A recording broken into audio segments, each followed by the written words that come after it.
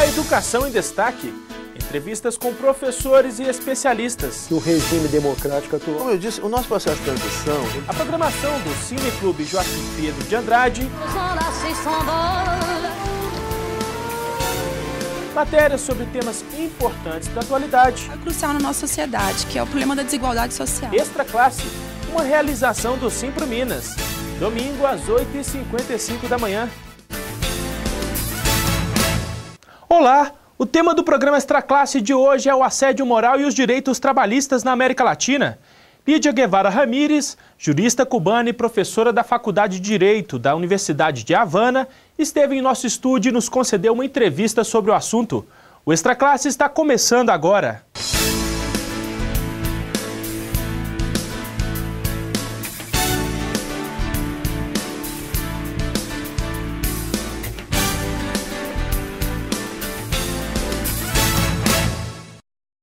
Segundo a Organização Internacional do Trabalho, o assédio moral afeta 36% dos trabalhadores brasileiros. Nos países da Europa, esse percentual chega a 10% e nos Estados Unidos a 7%. Além desse tipo de violência psicológica que afeta inclusive os professores, o desrespeito e a flexibilização dos direitos trabalhistas são práticas presentes também nos países da América Latina. Esse assunto é o destaque da entrevista de hoje que você confere agora.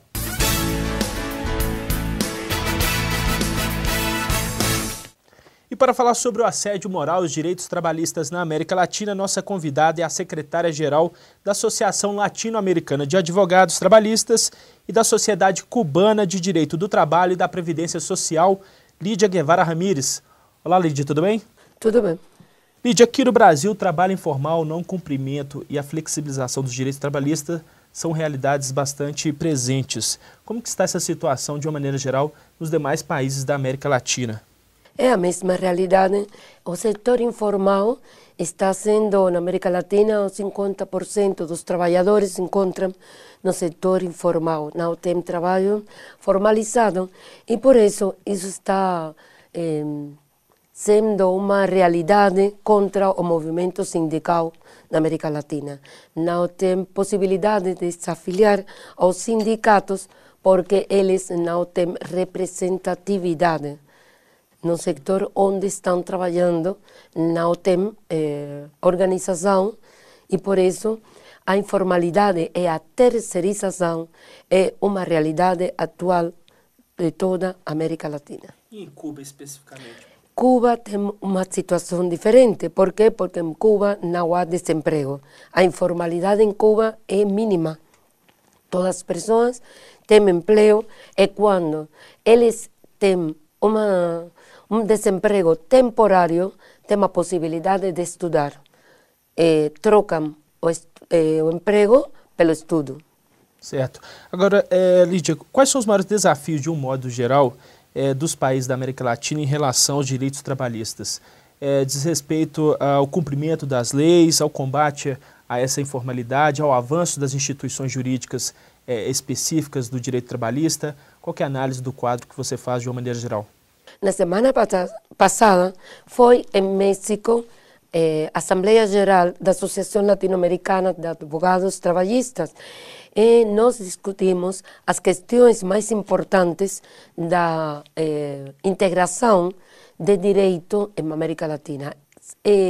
Ficamos uma carta sociolaboral que será apresentada aos parlamentos de cada país, onde nós falamos da Sociedade Interplanetária de Inclusão Social.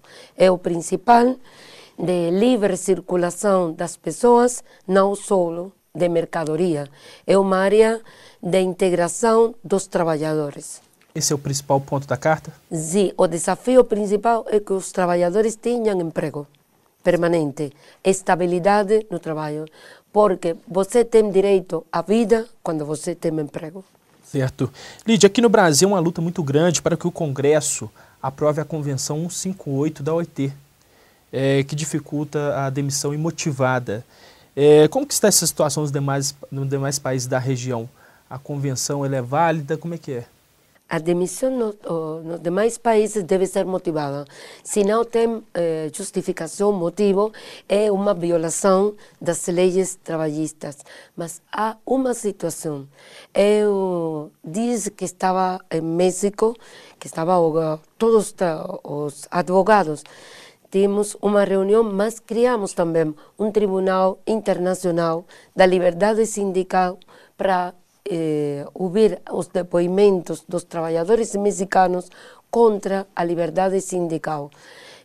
No dia 12 de outubro foi fechada a maior fábrica da eletricidade no México, Luz e Força do Centro. 44.000 trabalhadores ficaram sem emprego no mesmo dia por um decreto presidencial que foi ilegal.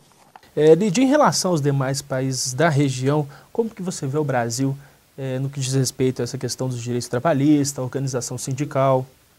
Nós dizemos que com o Brasil todo, sem Brasil não haverá integração.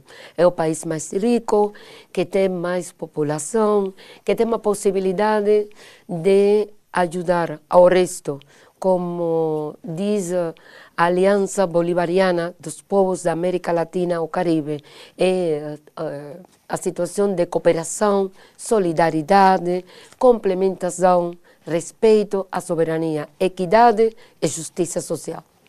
E nós vamos agora assistir a uma reportagem feita pela equipe do nosso programa sobre esse assunto. Ok? Estudos demonstram que as enfermidades laborais, como estresse, doenças psicológicas, cardíacas, entre outras, têm se tornado bastante frequentes no cotidiano dos trabalhadores. Uma das formas de violência psicológica no trabalho que vem causando estragos na saúde emocional é o assédio moral. Conforme a autora francesa Marie-France Irigoyen, o assédio moral ele constitui qualquer conduta abusiva. Pode ser gesto, pode ser fala, pode ser uma conduta escrita, né? Que atente pelo modo como ela é repetida ou pela forma como ela se integre sistematicamente dentro da empresa contra a integridade física ou a integridade psíquica, contra a dignidade física ou a dignidade psíquica de um empregado e que comprometa este empregado individualmente e também, sempre acontece, o próprio ambiente de trabalho na empresa. Em relação aos casos de assédio moral, a gente não poderia dizer que hoje eles são mais comuns do que antigamente, porque só recentemente que o termo foi popularizado. Então as pessoas passam, a se queixar muito mais utilizando esse conceito. O volume de ações aumentou muito mesmo, a gente que julga isso, eu estou na justiça há 20 anos, nos últimos 5 anos aumentou sensivelmente, com uma variedade enorme de casos, de hipóteses, etc. Tem alguns exemplos de práticas que são relacionadas ao assédio. A ameaça do desemprego, o rebaixamento de posto, a transferência do trabalhador, o famoso ping-pong, sem a anuência do próprio indivíduo. A gente tem que lembrar que o assédio ele não é uma característica da chefia máxima apenas, daqueles que decidem os donos da empresa, os grandes patrões. O assédio é algo que pode acontecer dentro da chefia intermediária ou dentro do próprio nível horizontal da pessoa, ou às vezes inferior. Não é? Essa definição é clássica no direito do trabalho.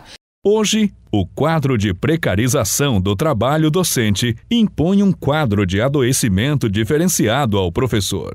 Ele vê o trabalho dele, às vezes, ser precarizado. A gente vê isso, por exemplo, no ensino médio, fundamental, de uma forma muito intensa.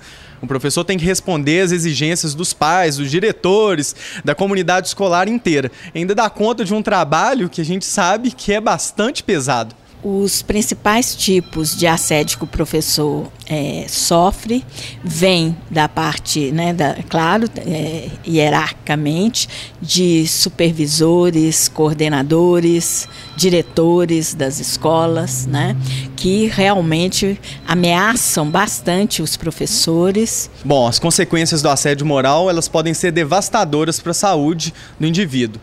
Por quê? O assédio, ele é, na verdade, pelo próprio conceito, uma prática de violência psicológica que é um atentado contra a própria dignidade do indivíduo.